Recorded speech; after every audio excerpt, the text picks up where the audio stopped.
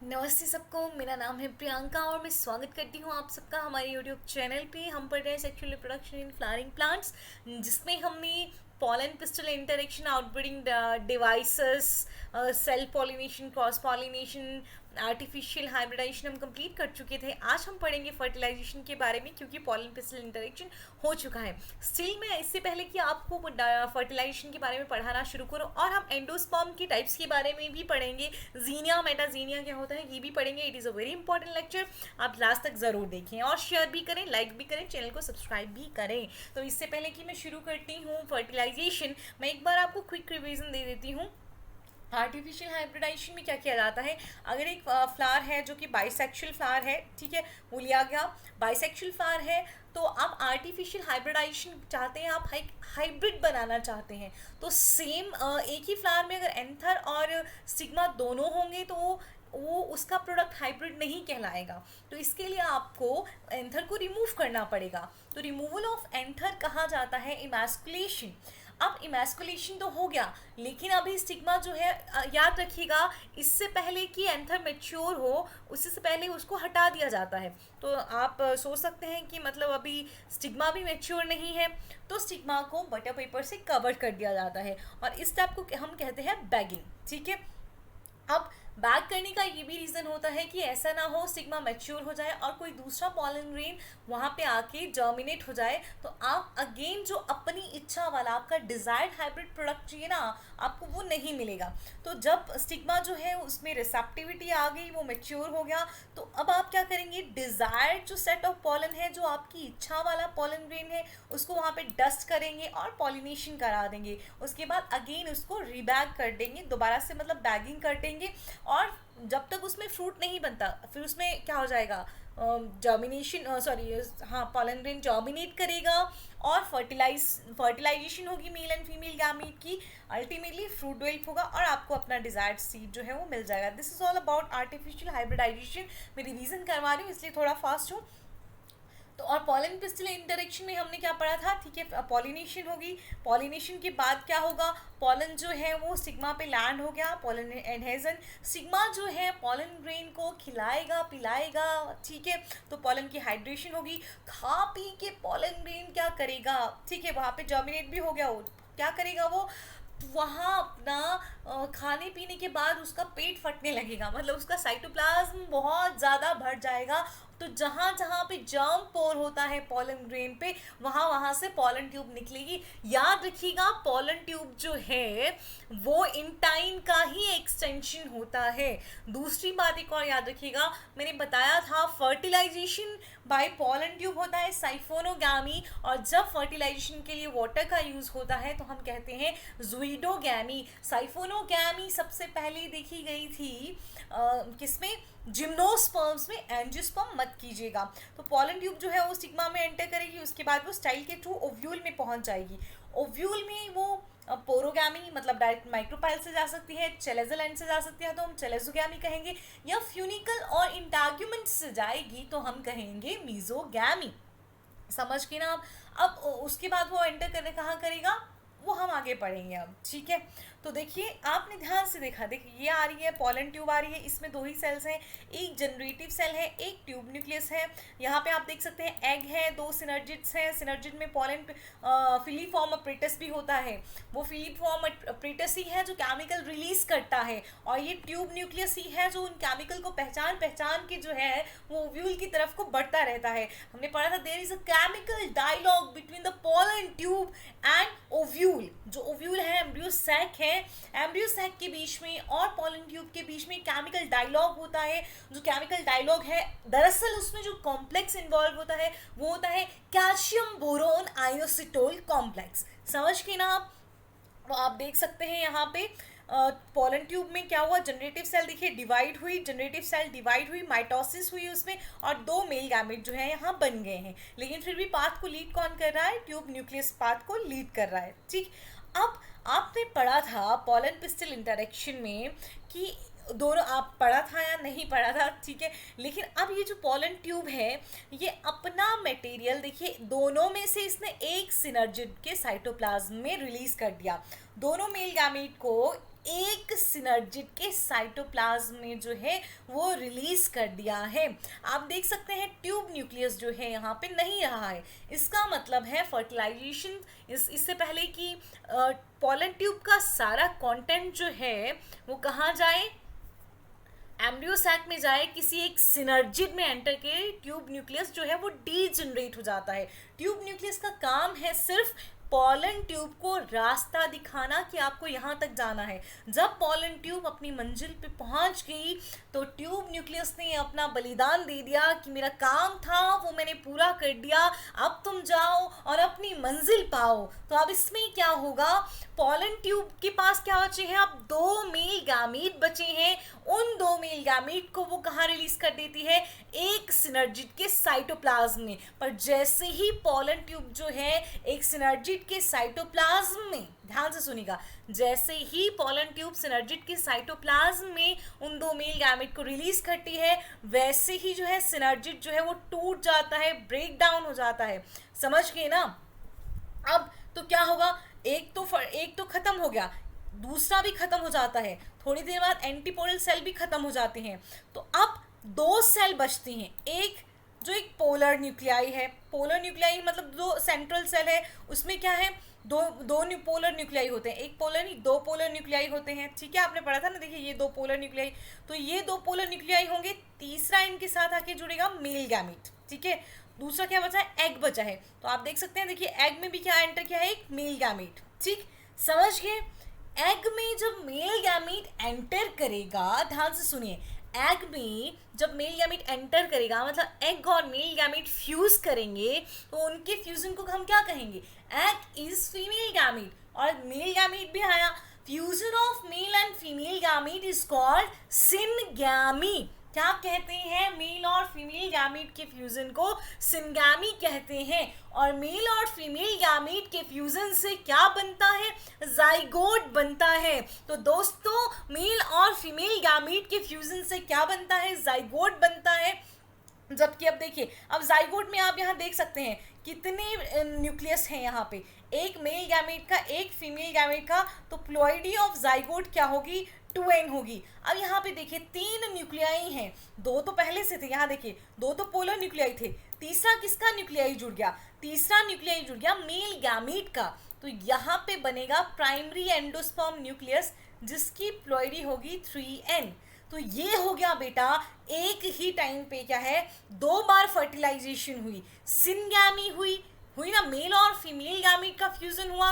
दूसरा जो है वो 3 न्यूक्लियाई आपस में फ्यूज हुए, 2 पोलर न्यूक्लियाई, एक मेल गैमीट, दिख रहा है ना आपको, 2 पोलर, ये देखिए यहाँ पे 2 पोलर न्यूक्लियाई और इनके साथ एक मेल गैमीट का फ्यूजन हुआ।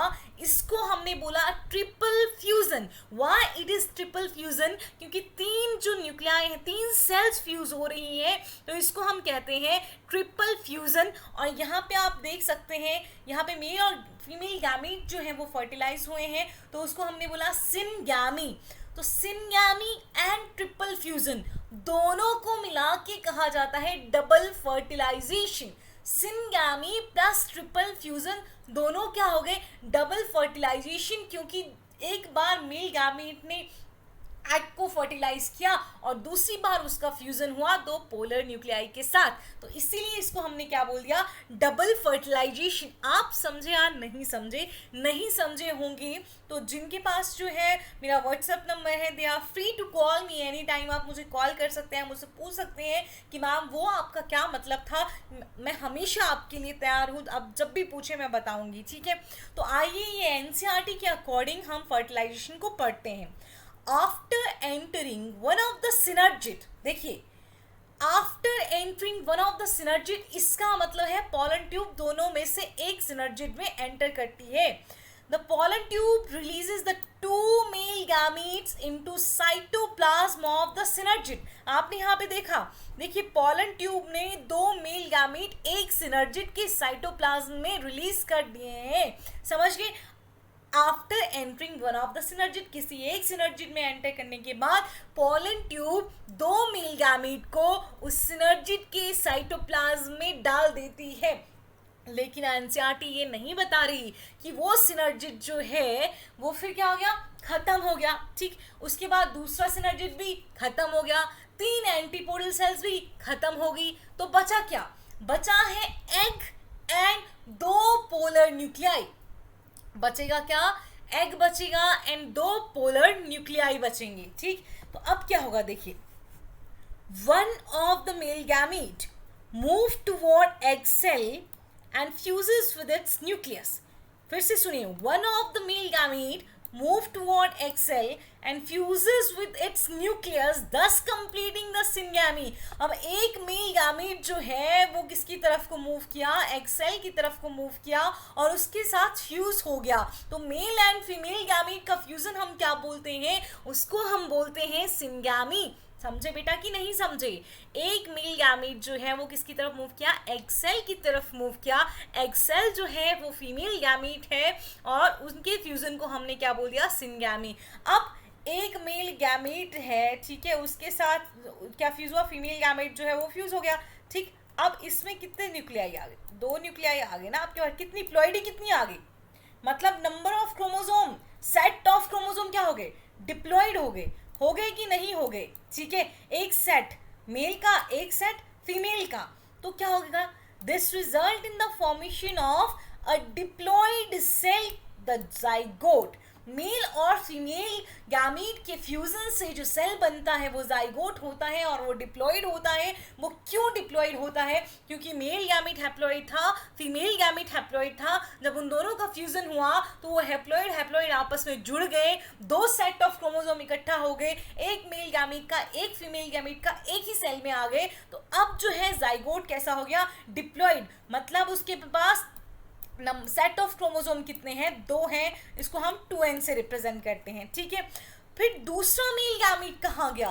The other male gamete move towards the 2 polar nuclei located in central cell and fuses with them to produce a triploid primary endosperm nucleus. क्या बनाया उसने? दूसरा जो मेल गैमीट है वो भागा उन 2 पोलर न्यूक्लियाई की तरफ को। ध्यान से सुनिए, दूसरा मेल गैमीट जो है, जो 2 पोलर न्यूक्लियाई बचे हैं उनकी तरफ को भागता है और उनके साथ फ्यूज कर देता है। वो 2 पोलर न्यूक्लियाई कहाँ पे लोकेटेड है? वो 2 पोलर न्यूक्लियाई लोकेटेड है सेंट्रल सेल में। अब एक पोलर न्यूक्लियाई के पास अपना सेट है, दूसरे के पास अपना सेट है क्रोमोसोम का, और मेल गैमीट के पास अपना सेट है क्रोमोसोम का। 3 सेल फ्यूज हुई, इसको हम कहते हैं ट्रिपल फ्यूजन। इसको हम क्या कहते हैं? ट्रिपल फ्यूजन हम इसको कहते हैं। समझ गए ना? तो वो तीनों सेल मिलके क्या बनाएंगी? Primary endosperm nucleus. क्या बनाया उन्होंने?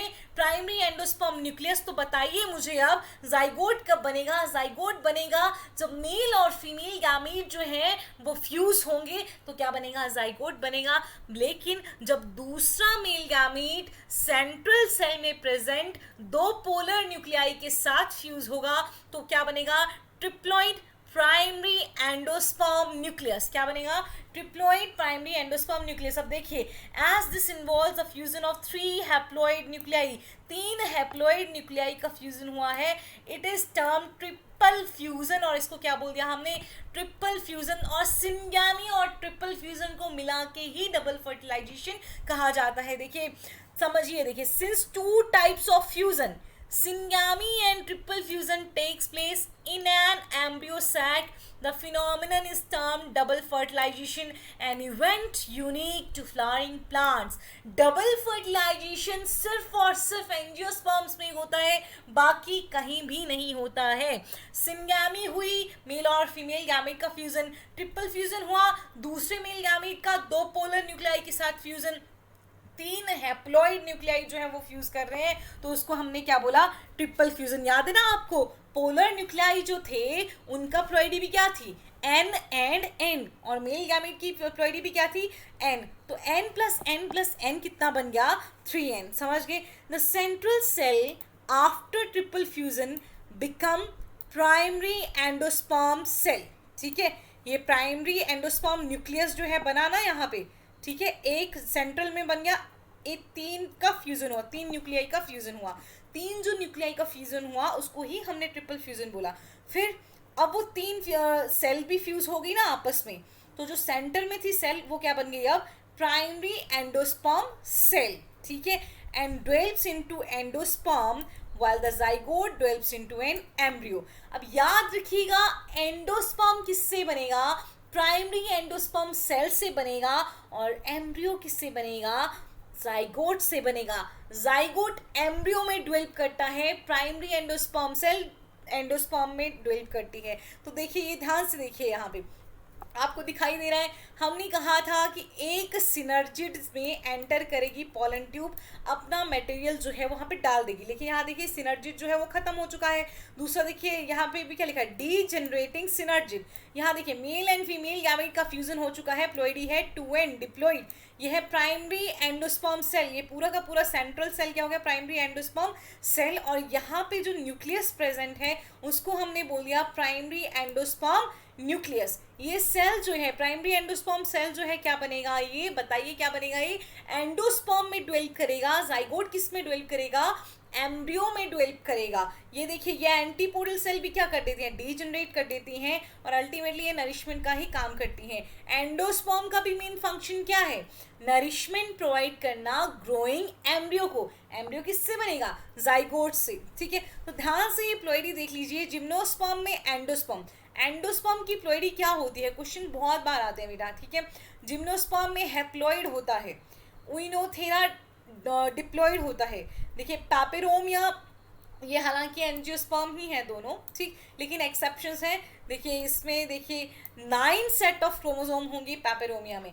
एंजियोस्पर्म में कैसा है, एंडोस्पर्म ट्रिप्लॉइड। यहाँ पे मेनली आपको याद रखना है gymnosperm and angiosperm.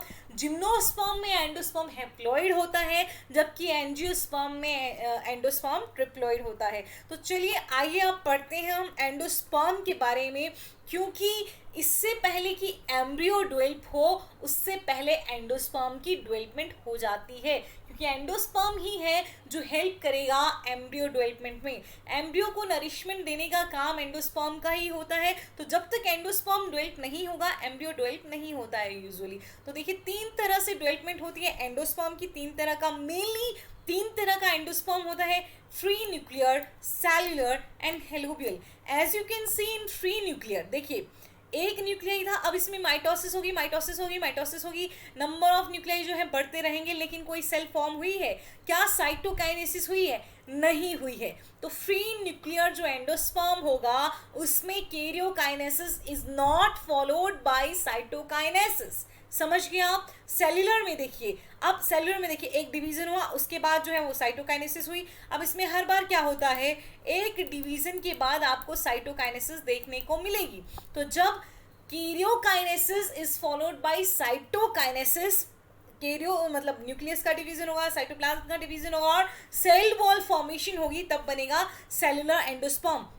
Helobial endosperm में देखिए इसमें जो है, देखिए एक बार हो गया है क्या, यहाँ पे साइटोकाइनेसिस, लेकिन इसमें भी क्या हुआ है आप देख सकते हैं कि चलाजल जो एंड है, चलाजल एंड वाली साइड को छोटा सा ही है, ठीक, और बाकी बड़ा हिस्सा किस तरफ को है, माइक्रोपाइलर एंड की साइड को है। तो देखिए थोड़ा सा हेलोबियल जो है वो मिश्रण होता है, मतलब उसमें फ्री न्यूक्लियर के कैरेक्टर भी होते हैं और सेलुलर के कैरेक्टर भी होते हैं। आप देख सकते हैं हाँ एक बार सेल वॉल फॉर्मेशन हुई है और बड़े हिस्से में जो है वो फ्री न्यूक्लियर डिवीजन भी हुआ है। तो समझ गया, फ्री न्यूक्लियर जिसमें सिर्फ कैरियोकाइनेसिस होगी, साइटोकाइनेसिस नहीं होगी। सेलुलर में कैरियोकाइनेसिस के बाद साइटोकाइनेसिस भी होगी, और हेलोबियल में क्या होगा, एक ही बार या 2 बार आप समझ लेंगे कि साइटोकाइनेसिस होगी, और फिर ज़्यादातर आपको क्या देखने को मिलेगा, फ्री न्यूक्लियर डिवीजन। हालांकि बाद में जो है यहाँ भी सेल वॉल फॉर्मेशन देखने को आपको मिल सकती है,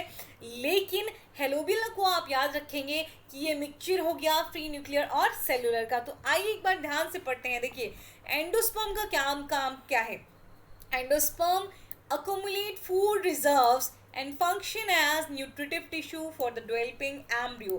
फूड रिजर्व मटेरियल किस में होता है, एंडोस्पर्म में होता है, और वो एक न्यूट्रिटिव टिश्यू की तरह काम करता है। मतलब जो डेवलपिंग एम्ब्रियो है उसको नरिशमेंट कौन देता है बेटा, एंडोस्पर्म देता है। अब देखिए टाइप्स ऑफ एंडोस्पर्म, जो 3 मेन टाइप्स हैं। न्यूक्लियर एंडोस्पर्म आपने अभी अभी देखा, देखिए in nuclear type of endosperm the first division of primary endosperm nucleus and few subsequent nuclear division are not accompanied by wall formation. देखिए क्या हुआ, पहला डिवीजन हुआ न्यूक्लियस का और उसके साथ फिर आगे आगे सब्सिक्वेंट न्यूक्लियर डिवीजन हुए, लेकिन कहीं भी वॉल की फॉर्मेशन नहीं हुई.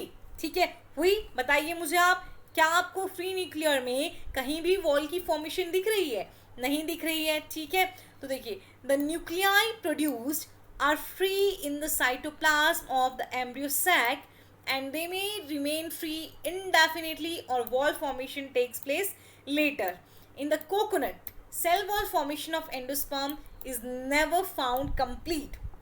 समझाते हो, देखिए देखिए आपको दिख रहा है ना, फ्री न्यूक्लियर डिवीजन हुआ, बहुत फ्री न्यूक्लियर डिवीजन हुआ, बाद में कभी लेटर स्टेजेस में हो सकता है सेल वॉल जो है वो फॉर्म हो जाए, लेकिन फ्री न्यूक्लियर में मोस्टली कैसे होता है, फ्री होता है बिल्कुल. जो है न्यूक्लियस जो है साइटोप्लाज्म में फ्रीली घूम रहे होंगे, कुछ टाइम बाद या मतलब बहुत लंबे अरसे बाद जो है सेल वॉल की फॉर्मेशन हो सकती है. तो अब मैं आपको बताती हूँ, जो आप नारियल का पानी पीते हैं वो है फ्री न्यूक्लियर एंडोस्पर्म, लेकिन जो नारियल का आप वाइट वाला हिस्सा खाते हैं उसको हम कहते हैं सेल्यूलर एंडोस्पर्म. समझ के आप, नारियल का जो पानी है वो है फ्री न्यूक्लियर एंडोस्पर्म और जो हम वाइट वाला हिस्सा उसका खाते हैं वो है सेलुलर एंडोस्पर्म. इसीलिए लिखा है कोकोनट में सेल वॉल फॉर्मेशन जो है वो कभी भी कंप्लीट नहीं होता है, क्योंकि आपको नारियल पानी तो हमेशा मिलता है. ठीक है, देखिए सेलुलर टाइप पढ़िए. In this case there is cytokinesis after each nuclear division of endosperm nucleus.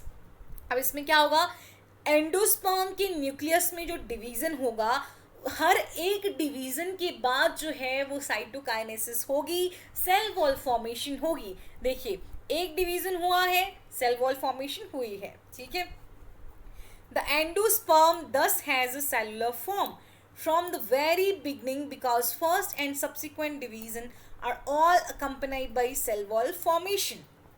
समझ गए आप, सेलुलर टाइप में शुरू से ही आपको सेल टाइप देखने को मिलेंगी, सेल्स देखने को मिलेंगी. क्यों? क्योंकि उसमें शुरू से ही सेल वॉल फॉर्मेशन हो जाएगा. और न्यूक्लियर टाइप में क्या होता है, न्यूक्लियर टाइप में शुरू में बिल्कुल फ्री न्यूक्लियर डिवीजन है, बाद में किसी स्टेज पे जो है वो क्या हो जाएंगी, सेल वॉल फॉर्मेशन हो सकती है. लेकिन आप याद रखिए कोकोनट में सेल वॉल फॉर्मेशन कभी भी कंप्लीट नहीं होता है. सेलुलर टाइप आपको मेनली देखने को मिलता है पिट्यूनिया, दतूरा एंड एडोक्सा में. पिट्यूनिया और दतूरा मेनली आपको याद रखने हैं. देखिए helobial type, it is an intermediate type between the nuclear and cellular types. अब मैंने कहा था ना, दोनों को मिला दो क्या बनेगा आपके पास, हेलोबियल टाइप बनेगा. तो हेलोबियल टाइप क्या हो गया, इंटरमीडिएट टाइप, जिसमें न्यूक्लियर जो बीच में आया, न्यूक्लियर एंडोस्पर्म और सेलुलर एंडोस्पर्म के बीच में आया. The first division is accompanied by cytokinesis. पहले डिवीजन के बाद साइटोकाइनेसिस हुई है, देख सकते हैं हम यहाँ पे, पहले डिवीजन के बाद साइटोकाइनेसिस हुई है. But the subsequent ones are free nuclear division. पर उसके बाद जितने भी डिवीजन हुए सारे के सारे कैसे हैं, फ्री न्यूक्लियर डिवीजन हैं. ठीक है, the chamber toward micropylar and of embryo sac is usually much larger than the chamber toward the chalazal end. As you can see, जो chamber micropyle end वाली साइड को है, ऊपर देखिए माइक्रोपाइलर एंड लिखा हुआ है, वो ज़्यादा बड़ा है, आपको दिखाई दे रहा है ना. और जो चलाजल एंड वाली साइड को हेलोबियल में चैम्बर है वो जो है वो थोड़ा छोटा है. समझ गए अब आप, ये पूरा एंडोस्पर्म का डेवलपमेंट. एंडोस्पर्म का डेवलपमेंट जो है होगा प्राइमरी एंडोस्पर्म सेल से. प्राइमरी एंडोस्पर्म सेल में होता है प्राइमरी एंडोस्पर्म न्यूक्लियस, जिसमें कि 3 सेट होते हैं क्रोमोसोम के, इसलिए उसकी प्लोइडी होती है 3n इन एंजियोस्पर्म्स. ये भी आप समझ गए. तो आइए अब कुछ एडिशनल पॉइंट आपको दिखा दूं मैं. र्यूमिनेंट एंडोस्पर्म क्या होता है, ठीक है. तो र्यूमिनेंट एंडोस्पर्म कोई सा भी एंडोस्पर्म हो सकता है, मेनली ये 3 टाइप के एंडोस्पर्म ही होते हैं. अब देखिए कई बार क्या होता है, एंडोस्पर्म मैच्योर होता है लेकिन उसमें एक स्मूथनेस नहीं होती है, इरेगुलरिटी होती है, अनइवननेस होती है उसके सरफेस पे. मतलब इस तरह से एंडोस्पर्म है, बराबर है, ठीक है, लेकिन ऐसे सरफेस पे जो है वो अनइवननेस है, तो उसको हम क्या बोलेंगे, र्यूमिनेंट एंडोस्पर्म. ये आप एग्जाम्पल इंपॉर्टेंटली याद रखेंगे. एनोनेसी एंड पाल्मे दो फैमिलीज हैं, ठीक है। पाम पाम जब भी आप पढ़ेंगे पाम तो एंड एनोनेसी, ठीक, इनमें क्या देखने को मिलता है, र्यूमिनेंट एंडोस्पर्म देखने को मिलता है। तो र्यूमिनेंट एंडोस्पर्म जो है उसमें रेगुलरिटी नहीं होती है, उसमें उसका सरफेस जो है वो अनइवन होता है, ठीक। अब मोज़ेक एंडोस्पर्म, आपने कई बार मक्की के दाने देखे होंगे, उस पर जो है वो कई बार आपको ज़्यादा डार्क कलर दिखता है, कई बार आपको रेड रेड कलर का दाना दिखता है, कई बार आपको येलो दिखता है, तो वो है मोज़ेक एंडोस्पर्म। देखिए इन सम केसेस टिश्यूज होगा यहाँ पे, ठीक, of endosperm is not homogenous but there are patches of different colours. समझ गए ना आप, जब एंडोस्पर्म का टिश्यू सेम नहीं है, होमोजीनस नहीं है, और आपको अलग अलग कलर के जो है वो पैचेस दिखाई देते हैं, तो उसको हम क्या बोलते हैं, mosaic endosperm. such type of endosperm is called mosaic endosperm, और इसको सबसे पहले वेबर ने जिया मेज में डिस्कवर किया था। मोज़ेक एंडोस्पर्म को सबसे पहले किसने देखा था, वेबर ने 1990 में जिया मेज में। अब ये जीनिया एंड मेटाजीनिया इफेक्ट क्या होता है, तो ध्यान से सुनिए। जो पॉलन ग्रेन जो है वो है मेल गैमेटोफाइट, उसमें मेल गैमीट है, ठीक। तो जो पॉलन का जो जेनेटिक्स है उसका एंडोस्पर्म पे क्या इफेक्ट होगा, ठीक। मतलब मेल गैमीट जो है, मेल गैमीट दो पोलर न्यूक्लियाई के साथ फ्यूज हुआ है और एंडोस्पर्म बना है, तो मेल गैमीट जो है वो किस तरह से अपना इफेक्ट शो करेगा एंडोस्पर्म के ऊपर, उसको हम बोलते हैं xenia. The effect of pollen on endosperm, याद रखिएगा, effect of pollen on endosperm is called xenia. Term किसने दी थी, फोक ने दी थी 1881 में, और जीनिया देखा गया था मेज में पहले। अब मेटाजीनिया क्या हो गया, अब इफेक्ट ऑफ पॉलन दो बार लिखा गया है यहाँ पे, इसीलिए मैं भी दो बार बोली थी। Effect of pollen on somatic tissue under lying outside the endosperm. देखिए ये है आपके पास एंडोस्पर्म, मतलब एंडोस्पर्म ये मैं बना नहीं रही हूँ यहाँ पे, एंडोस्पर्म होगा, और एंडोस्पर्म के अलावा जो भी सोमैटिक टिश्यू है उस पे पॉलन ग्रेन का जो असर होगा उसको बोलेंगे मेटाजीनिया, ठीक। फिर से सुनिए, एंडोस्पर्म पे पॉलन ग्रेन का क्या इफेक्ट हुआ, वो जीनिया हुआ, लेकिन एंडोस्पर्म के अलावा जो भी सोमैटिक टिश्यू है उस पे पॉलन का क्या असर हुआ उसको बोलते हैं मेटाजीनिया। आई होप आप सोमैटिक सेल समझते हैं, हर कोई सेल जो कि गैमीट नहीं है उसको हम बोल देते हैं सोमैटिक सेल, समझ गए आप। तो जिसमें गैमेट इन्वॉल्व नहीं है उसको हम क्या बोलते हैं, सोमैटिक सेल। तो एंडोस्पर्म पे पॉलन का इफेक्ट जीनिया, और बाकी का जितना भी सोमैटिक टिश्यू है उस पे पॉलन का इफेक्ट मेटाजीनिया। टर्म दी थी स्विंगल ने 1928 में, और डेट पैम में आपको देखने को मिलता है मेटाजीनिया, ठीक है। तो ये क्वेश्चन रहे आपके लिए, डबल फर्टिलाइजेशन क्या है, ट्रिपल फ्यूजन आपको बताना है, पॉलन ट्यूब जो जब एंटर करती है तो किस में एंटर करती है, जाइगोट एंड प्राइमरी एंडोस्पर्म जो है उनके न्यूक्लियस का प्लॉइडी क्या है, डिफरेंट तरह के एंडोस्पर्म आपको बताने हैं। सबसे पहले डबल फर्टिलाइजेशन के बारे में किसने बताया, ये मैं आपको बताना भूल गई, तो ये लीजिए स्ट्रेसबर्गर ने, ठीक है। स्ट्रेसबर्गर ने सबसे पहले जो है वो डबल फर्टिलाइजेशन के बारे में बताया था, ठीक है। जीनिया और मेटाजीनिया क्या है, एग्जाम्पल के साथ बताइए। अब बताइए, what is the ploidy of endosperm in gymnosperm and angiosperm, ये क्वेश्चन है आपके लिए, आंसर जरूर कीजिए। धन्यवाद, बाय बाय, स्टे